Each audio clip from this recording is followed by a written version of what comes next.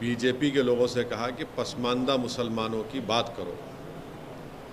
अब बीजेपी की और प्रधानमंत्री की वो बात बिल्कुल झूठ पर बनी थी, वो सच्चाई नहीं थी उसमें, इसलिए कि तेलंगाना में जो रिजर्वेशन मिल रहा है BCE कैटेगरी में, वो मुसलमानों में जो कास्ट हैं उन कास्ट को मिल रहा है।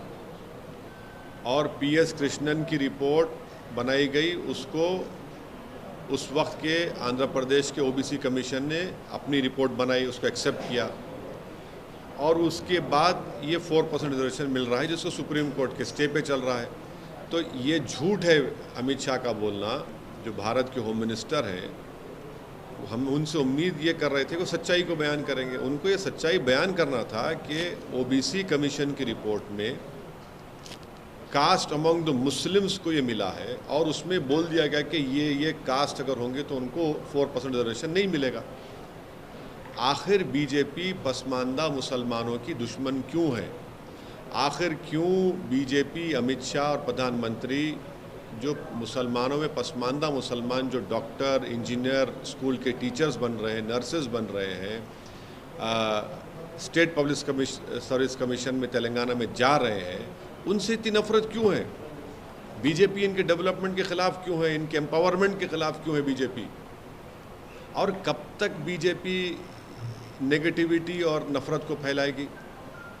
आप क्यों भारत के जो मुसलमानों में जो कास्ट हैं, जो जिनको संविधान के आर्टिकल 15 और 16 के तहत जिनकी सोशल एजुकेशनल बैकवर्डनेस का एक एम्पिरिकल डेटा है, कृष्णन की रिपोर्ट है, OBC कमीशन रिपोर्ट है, फिर उसके बाद सुधीर कमेटी की रिपोर्ट है, फिर तेलंगाना की OBC कमेटी ने उस सुधीर कमेटी रिपोर्ट को लेकर देखा और एक्सेप्ट किया कि यस, मुसलमानों के सोशल एजुकेशनल बैकवर्डनेस का एक एम्पिरिकल डेटा है। आप क्यों उसके खिलाफ हैं? क्यों आप मुसलमानों को तरक्की करना से देखना नहीं चाहते? वे अगर एक मुसलमान में जो बैकवर्ड क्लासेस हैं या कास्ट हैं, अगर उनके बच्चे डॉक्टर, इंजीनियर बन रहे हैं, स्टेट पब्लिक कमीशन में DYSP पुलिस ऑफिसर बन रहे हैं, RDO बन रहे हैं, तहसीलदार बन रहे हैं, टीचर बन रहे हैं, नर्सेज बन रहे हैं, कांस्टेबल में रिक्रूटमेंट हो रहा है, तो आपको इतनी तकलीफ क्यों हो रही है? आप क्यों मुसलमानों को मार्जिनलाइज करना चाहते? क्यों मुसलमानों को एलिनेट करना चाहते? और भारत के होम मिनिस्टर से और भारत के प्रधानमंत्री से हम पूछना चाह रहे हैं कि तेलंगाना की असेंबली में एक रेजोल्यूशन पास हुआ था जिसमें यह कहा गया था कि तेलंगाना के शेड्यूल्ड ट्राइब का रिजर्वेशन 6% से 9% कर दिया जाए।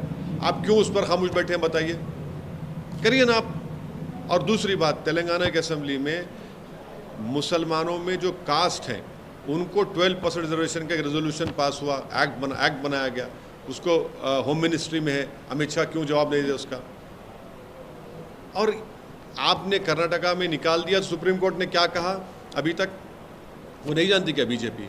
तो ये ऑल इन ऑल जो है बीजेपी का एक सिस्टमिक तरीक़ा है कि मुसलमानों को डेवलपमेंट से, उनके एम्पावरमेंट से रोका जाए। वो उनकी गरीब जो कास्ट है मुसलमानों में, उनके बच्चे पॉलिटिकली, सोशली, एजुकेशनली एम्पावर ना हो। इसीलिए तो बीजेपी के पास ना तो कोई मुस्लिम MP है, ना बीजेपी के पास ना कोई मुस्लिम मिनिस्टर है। ये उनकी खुली खुली नफरत की निशानी है और ये पॉलिटिक्स ऑफ डिसअपियरेंस बीजेपी कर रही है मुसलमानों के लिए। कर्नाटका की आप मिसाल दे रहे हैं, कर्नाटका में वो जो इंटरिम रिपोर्ट के ऊपर आप कास्ट को निकाल सकते हैं क्या? रिजर्वेशन नहीं निकाल सकते, कंप्लीटली अनकॉन्स्टिट्यूशनल, इलीगल है। अच्छा, वो इंटरिम रिपोर्ट पब्लिक डोमेन में भी नहीं है। आप दीजिए पब्लिक डोमेन रिपोर्ट लिखे कर्नाटका की। तेलंगाना में तो ये है, फैक्चुअल पोजीशन ये है जो भारत के होम मिनिस्टर सच्चाई को नहीं बयान की है।